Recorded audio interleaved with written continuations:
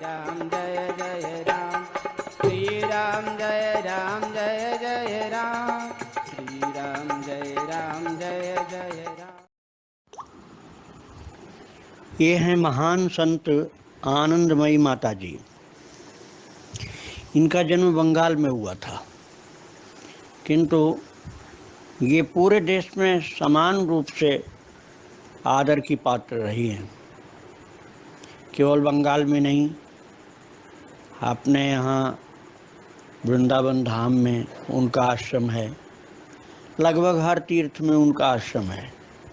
हरि बाबा महाराज तो उनको इतना मानते थे कि अपने बांध पर ले जाकर एक एक दो दो महीने ठहराते थे और उनकी पूजा करते थे। हरि बाबा उनको दुर्गा माता का अवतार बताते थे। एक बार मैं गया था कनखल, तो वहाँ जो दक्षेश्वर महादेव हैं, वहाँ मैं दर्शन करने गया तो देखा वहाँ 9 दुर्गा 9 रूप में विराजमान है, पूजी जाती हैं। 10वीं जगह पर आनंदमयी माता विराजमान, उनका श्री विग्रह, और उनको भी दुर्गा के रूप में पूजा जाता है। उनके विषय में बता पाना संभव नहीं है, कुछ बताने का प्रयास करूंगा। जब माता जी छोटी सी थी तभी से उनके विलक्षण रंग रूप देखने को मिलते थे। बड़ी होने पर उन्होंने बताया था कि वो गोद में थी, पैदा होने से बाद का ही बता रही थी कि पैदा होने से ही उनको सब बातें अभी तक याद थी। जिस दिन उनका जन्म हुआ था उसी दिन तक का उनको याद था। ऐसा किसी का होता नहीं, लोग 2-4 साल के हो जाते हैं तब की बात याद रहती है। वो कहती थी मैं देखती रहती थी और लेटी रहती थी, सबकी बात सुनती थी। तो लोगों ने उनसे पूछा क्या देखती थी, तो उन्होंने कहा मैं देखती थी कौन से देवी देवता आकाश में आ रहे हैं, चल रहे हैं। और यदि कहीं कीर्तन की धुन सुनाई पड़ती थी तो उस समय भी जब वो नन्ही सी बच्ची थी तब भी उनके शरीर में विलक्षण प्रभाव पड़ता था और शरीर में रंग रूप बदलता था। अंधेरा रहता था, बिजली का प्रकाश नहीं था, इसलिए लोग देख नहीं पाते थे। एक बार उनकी माँ ने उनको एक शंकर जी के मंदिर में बैठाया और थोड़ी देर के लिए माता चली गई तो उन्होंने देखा कि शंकर जी नाचने लगे और खूब नाच रहे हैं शंकर जी, वो देखती रही। बाद में जब माता आई तो पूछे कि अरे अभी तो तू यहीं बैठी। बोली आपके आने से शंकर जी का नृत्य बंद हो गया, मैं तो वही देख रही थी। बहुत थोड़ी सी पढ़ी लिखी थी, स्कूल में भेजा जाता था लेकिन वो पढ़ती बहुत कम थी, वो ध्यान करती रहती थी। एक दिन इंस्पेक्टर आने वाला था स्कूल का, तो वो बच्चों से पूछेगा, तो बच्चों ने कहा तुम क्या बताओगी, तो उन्होंने किताब खोल करके एक पेज दिखलाया और कहा मुझसे तो यही पूछेगा, मैं यही पढ़ ले रही हूँ, मुझसे इंस्पेक्टर यही पूछेगा, मुझे मालूम है। वही उन्होंने याद कर लिया, इंस्पेक्टर के आने पर सुना दिया। जब उसने वही पूछा तो वही सुनाया, तो उसने बहुत ही उनको इनाम दिया। तो लोग आश्चर्य में पड़े कि कैसे इसको पता था पहले से कि इंस्पेक्टर इससे यही पूछेगा। ऐसी विलक्षण बातें थी उनकी। और न चाहने पर भी जब उनका विवाह हुआ तो विवाह होने पर जैसे कुल वधू हो वैसे वो अपना पर्दा करके रहती थी, झाड़ू बुहारू और चौका बर्तन भोजन बनाना सब काम करती थी। किंतु रात्रि में जब उनके पतिदेव गए कमरे में तो उन्होंने देखा कि वो एक कोने में, घर के अंदर उसी कमरे के कोने में बैठी हुई और कुछ विचित्र आवेश में है। उनका रंग रूप बदल रहा था, कभी पीला हो रहा था, कभी लाल हो रहा था, कभी काला रंग हो रहा था, और कभी गर्दन बहुत जोर से झटकती थी। कभी कभी उनकी गर्दन पीछे ऐसी लटक के पीठ में मिल जाती थी सिर पीठ पर पहुंच जाता था, जैसे गर्दन में कोई हड्डी नहीं हो। और रूप कभी छोटा होता था, कभी बड़ा होता था। तो वो पति जो था जिससे विवाह हुआ था वो डर गया। उसने समझा कि कोई भूत प्रेत है इसके ऊपर, तो डर के कारण उनके पास तो गया ही नहीं, बल्कि वो बुलाने गया कुछ ओझा को, जो भूत उतारने वाले लोग होते हैं। वो लोग जब आए तो अपना जो कुछ उनकी विद्या थी उससे उन्होंने कोशिश किया, लेकिन फिर उनको ऐसा लगा, उन भूत उतारने वालों को, कि जैसे दुर्गा जी उनको दिखलाई पड़ी, किसी को काली दिखलाई पड़ी, तो वो माँ माँ कह कर चिल्लाते हुए वो लोग भाग जाते थे। और इस तरह से बहुत से लोगों को बुलाया, और उनके पति को भोलानाथ कहा जाता था। तो भोलानाथ जी एकदम डर गए कि अब क्या करें। तो उन्होंने बताया एक आदमी का नाम कि वो उसको बुलाओ। तो उसको बुलाने पर वो आकर के हिम्मत करके पूछा कि आप कौन हैं। तो आनंदमयी माता ने कहा, पूर्ण ब्रह्म नारायण।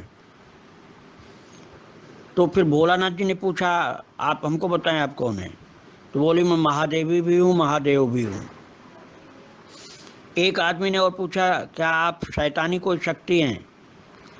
तो उन्होंने कहा, शैतानी नहीं, नारायणी हूँ। सब लोग बड़े आश्चर्य में पड़े रहे। तब तक वो बोली, जानकी बाबू तालाब में मछली पकड़ रहा है, उसको बुला लाओ। अब जबकि उनके पास तो कोई खबर बताने आया नहीं था कि जानकी बाबू जो मछली पकड़ तालाब में, वो बुला के लाए गए। जानकी बाबू देख करके घबराए कि ये बहू के ऊपर क्या भूत प्रेत लगा है। उन्होंने पूछा कि आप कौन हैं।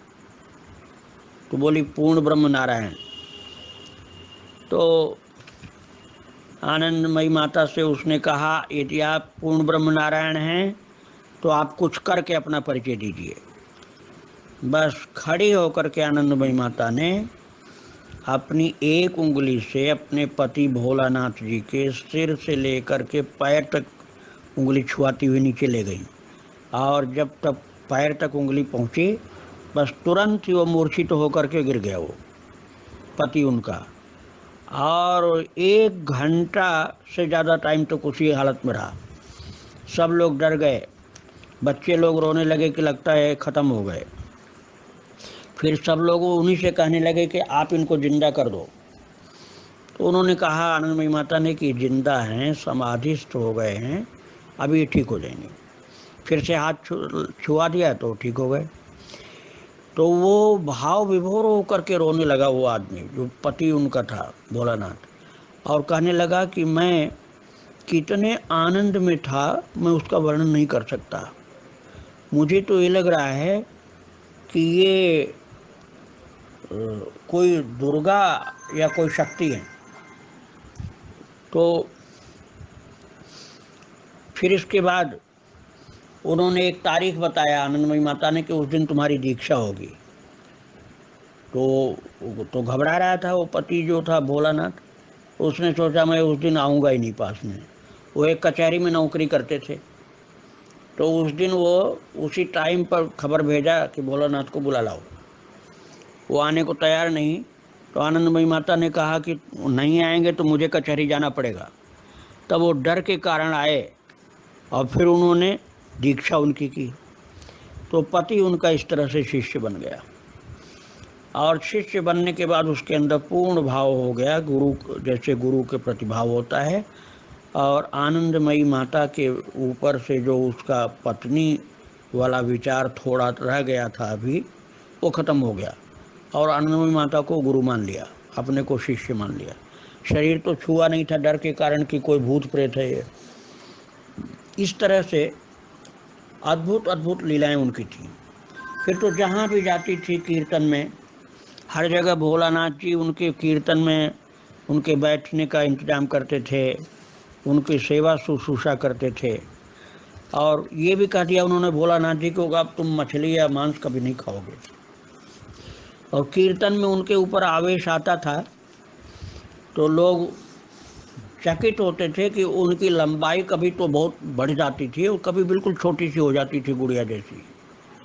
तो कई लोग तो दर्शन करने के लिए आने लगे और उनका यशः सौरभ इस तरह से विचित्र प्रकार से चारों तरफ फैलने लगा। आनंदमयी माता के प्रति संतों का बड़ा ऊंचा भाव था। यहाँ श्री वृंदावन धाम में अखंडानंद जी महाराज उनको कथा सुना करके बहुत प्रसन्न होते थे और ये कहते थे मेरा भागवत सुनाना सार्थक हो गया। और उड़िया बाबा उनका बहुत सम्मान करते थे। और शरणानंद जी महाराज जिनका मानव सेवा संघ आश्रम है मेन रोड पर, वो अपने आश्रम में भोजन न करके आनंदमयी माता के आश्रम में, जो उनका बगल में ही आश्रम है, भिक्षा लेने के लिए जाते थे और भिक्षा लेकर के कहते थे मुझे अन्नपूर्णा माता से भिक्षा मिल गई। वो आनंदमयी माता को अन्नपूर्णा माता कहते थे, हरि बाबा उनको दुर्गा माता कहते थे। बड़ा ऊंचा भाव था संतों का उनके प्रति। एक बार मैं उनकी समाधि का दर्शन करने गया था। उनकी समाधि कनखल में है। तो कनखल में जहाँ समाधि है बड़ा ही शांत कक्ष है, वो बहुत विस्तृत है और उनके भक्त लोग आज भी बड़े चुपचाप बैठे हुए और जप करते रहते हैं। तो मैं वहाँ गया तो मैंने दीवारों पर उनके लीलाओं का चित्र देखा। तो मैंने देखा एक लीला चित्र बहुत बड़ा बना हुआ था आनंदमयी माता का, और वो चित्र वृंदावन का था। वृंदावन में निधिवन का चित्र था। उस पर लिखा हुआ था कि आनंदमयी माता निधिवन में गई थी वृंदावन में। तो निधिवन में भक्त लोगों के साथ उन्होंने जा कर के एक पत्थर दिखाया, बेडौल पत्थर पड़ा था। बोले ये पत्थर नहीं है, ये एक बहुत सिद्ध संत हैं लेकिन किसी अपराध के कारण इनको श्राप दिया गया था। ये पत्थर होकर बने पड़े हैं, इनके उद्धार का समय आज आ गया। और ये कह करके आनंदमयी माता ने निधिवन में पड़े हुए उस पत्थर बड़े से टुकड़े को हाथ से छुआ और वहाँ समाधि जो कनखल में है वहाँ चित्र में दिखलाया गया है और बताया गया है, लिखा हुआ है कि वो पत्थर की जगह पर संत प्रकट हो गए और सब संतों ने उनको हाथ जोड़कर प्रणाम किया और वो चुपचाप वहाँ से निकल करके भजन करने के लिए कहीं अदृश्य हो गए। ऐसी विलक्षण शक्ति थी। कभी कभी उनको देवी देवताओं का, आनंदमयी माता कुछ खाती नहीं थी, 20-25 दिन तक पानी भी नहीं पीती थी। भोजन तो छोड़ो, 23 दिन एक बार पानी भी नहीं पी, मुख में कुछ डाला ही नहीं, वैसे की वैसी बैठी रही। और ऐसा तो अक्सर होता था कि लोग उनके मुंह में कुछ डालते थे तो अंदर जाता था और नहीं तो न अपना हाथ हिलाती थी, न सिर हिलाती थी, न मुंह खोलती थी। और एक बार उनसे सब भक्त लोगों ने प्रार्थना किया कि माता आप कृपा करके आज प्रसाद जरूर पाइए। तो आधे मन से ज़्यादा खीर थी, मतलब 20 किलो से अधिक दूध था उसमें और चावल चीनी मेवे। वो पूरी की पूरी 25-30 किलो खीर होगी, वो पूरा खीर अकेले वो खा पी करके ख़त्म कर दी। उस दिन पता नहीं किस देवी देवता का आवेश। आनंदमयी माता के शरीर में ही भक्त लोग अपनी इच्छानुसार देवता का दर्शन कर लेते थे। कोई काली माता का दर्शन करता था, कोई दुर्गा माता का करता था, कोई राम जी का, कोई भगवान कृष्ण का दर्शन करता था। वो स्वयं भगवान कृष्ण का कीर्तन करती थी और सुनती थी। और कृष्ण का कीर्तन सुनने पर बस उनका शरीर में परिवर्तन होने लग जाता था। तो जो श्रद्धावान भक्त थे वो तो बड़े ही भाव में नृत्य करते थे। अनजान आदमी डर जाता था क्योंकि उनकी आंखें ऊपर चढ़ जाती थी, मुंह फैल जाता था, कभी छोटी सी हो जाती थी, कभी लंबी हो जाती थी, कभी बेहोश हो जाती थी। ऐसी विलक्षण लीलाएं थी उनकी। और बहुत उम्र बीत जाने के बाद एक दिन उन्होंने कहा कि मैंने तो दीक्षा किसी से नहीं ली है, अब मेरी इच्छा है कि इस परंपरा का मैं विरोध न करूं। इसलिए उन्होंने सीताराम दास ओंकारनाथ जो महाराज जी थे उनसे दीक्षा ली थी। और बहुत बड़े बड़े लोग उनके शिष्य थे। इंदिरा गांधी भी उनकी शिष्या थी और बहुत से संत लोग। यहाँ श्रीपाद जी बाबा जो जयपुर मंदिर में रहते थे, ये खुद ही एक महान सिद्ध पुरुष थे। इनका आनंदमयी माता के प्रति गुरु भाव था। बड़े बड़े योगी लोग भी उनका दर्शन करने आते थे और उनकी बड़ाई करते थे। आत्मज्ञानी ब्रह्मज्ञानी के रूप में भी प्रसिद्धि उनकी हो गई थी, इसलिए उनके पास बड़े सिद्ध पुरुष भी दर्शन करने के लिए आते थे। ऐसी महान विभूति आनंदमयी माता थी। जय श्री राधे।